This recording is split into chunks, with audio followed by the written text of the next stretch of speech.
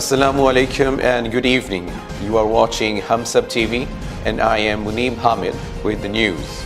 NAB told to justify appeal for reopening Hudaybiyah reference.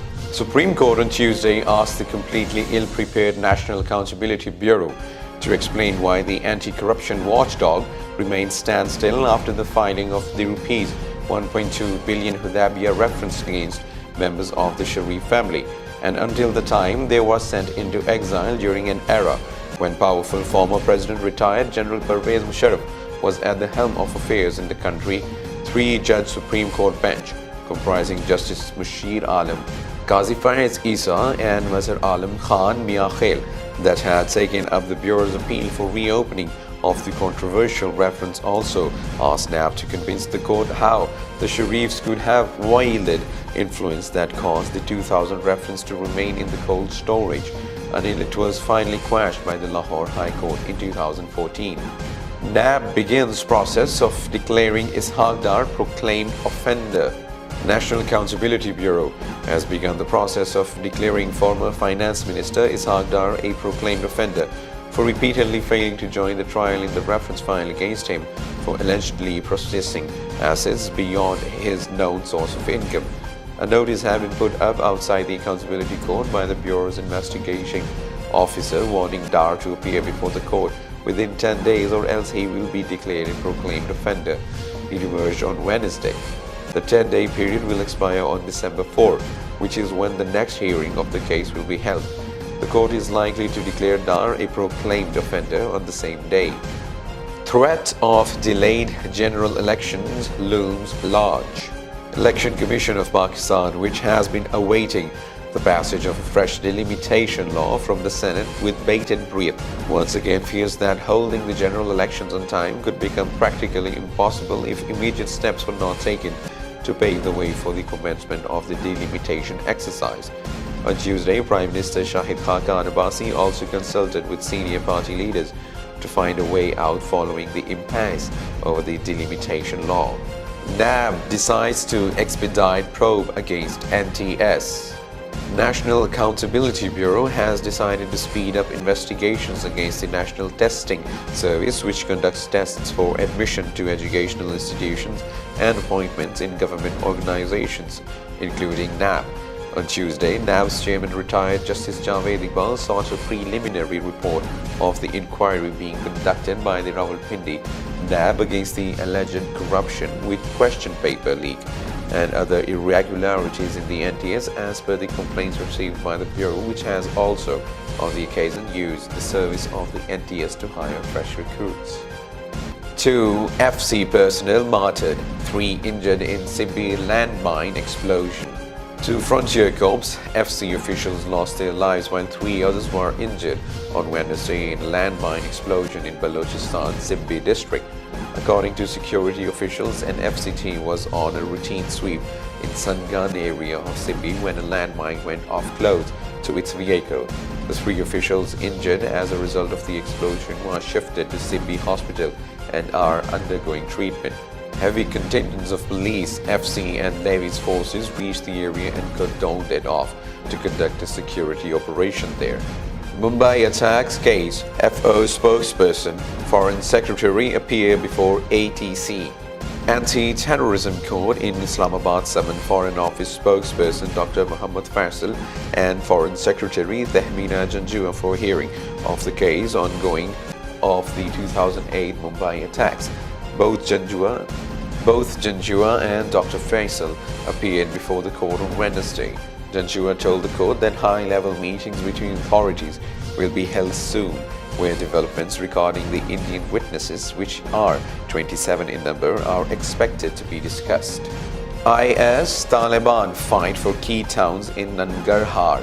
An intense gun battle has been taking place over the last 2 days between Taliban and insurgents affiliated with the militant Islamic State group in eastern Nangarhar province, a provincial official said on Tuesday. Ataullah Khogiani, provincial governor's spokesman, said that hundreds of families have been displaced from villages in Khogiani and Sherzad district. He said an operation involving air and ground forces was begun to eliminate both insurgent groups from the area. Syrian government agrees to join peace talks with conditions. Talks aimed at ending the war in Syria restarted on Tuesday with the government enforcing its will, warning the United Nations it would not tolerate any discussion of President Bashar al-Assad's ouster from power. Assad's negotiators kept the opening of the UN-backed talks, delivering another blow to negotiations that have achieved little through 7 previous rounds. Opposition representatives, united in one delegation for the first time, met UN mediator Staffan de Mistura on Tuesday. Saudi prince freed from detention. Senior Saudi prince Muthaib bin Abdullah, former National Guard head, once seen as contender to the throne, has been freed after more than 3 weeks in detention. According to Twitter messages by royal family members on Tuesday, Muthaib was among the dozens of family members, ministers and current and former senior officials who was rounded up in a graft inquiry at least partly aimed at strengthening the power of Crown Prince Mohammed bin Salman. Bali volcano spits ash 2 miles high.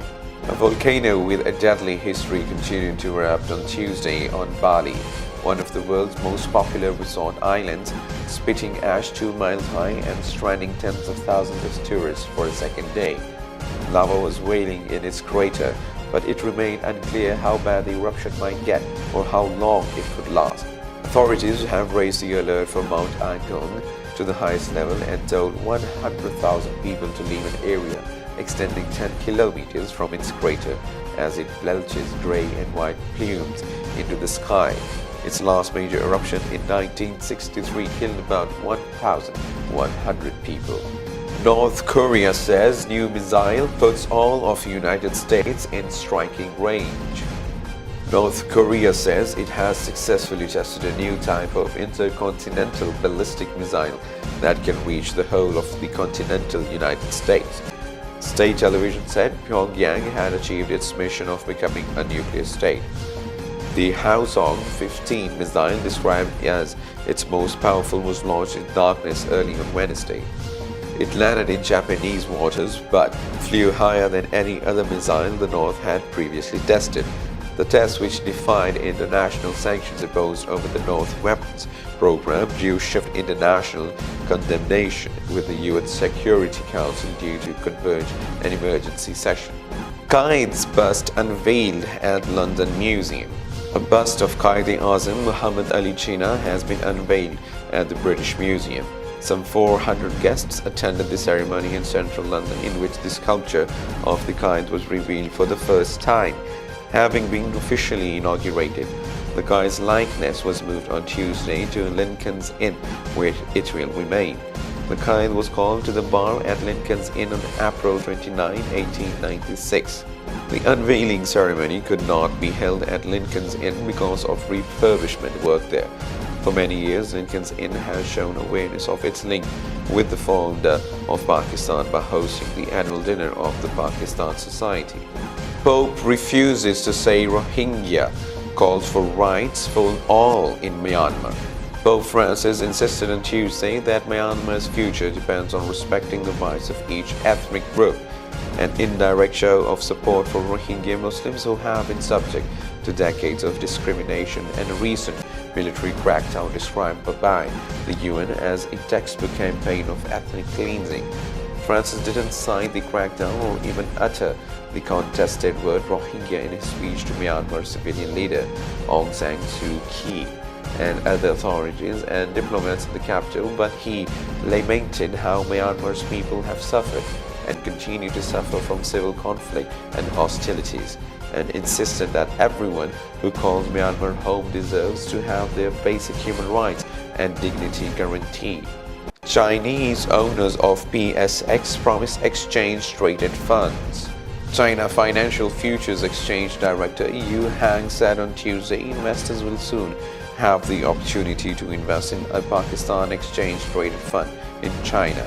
An EFT is a derivative product that represents a basket of underlying assets such as stocks. It is traded on a stock exchange just like an ordinary share. Speaking at the second Mergers Acquisitions Conference organized by Terra Biz, Mr. Yu said Chinese shareholders in the PSX want to introduce derivative products in the national equity market. Sarfaraz hopeful for Fawad Alam's comeback. Pakistan cricket team captain Sarfaraz Ahmed has expressed hope for Fawad Alam's comeback into international cricket. Talking to media in Karachi on Tuesday, the skipper said that Pakistan Cricket Board Selection Committee called Alam to the National Cricket Academy and various coaches of the team held meetings with the left-handed batsman. Weather.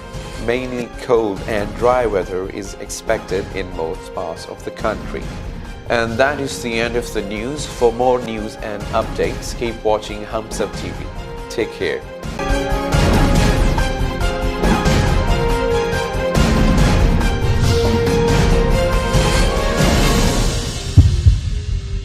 Please subscribe to Humsab TV and hit the notification icon on the screen to get the latest updates of our channel. Thank you for watching Humsab TV.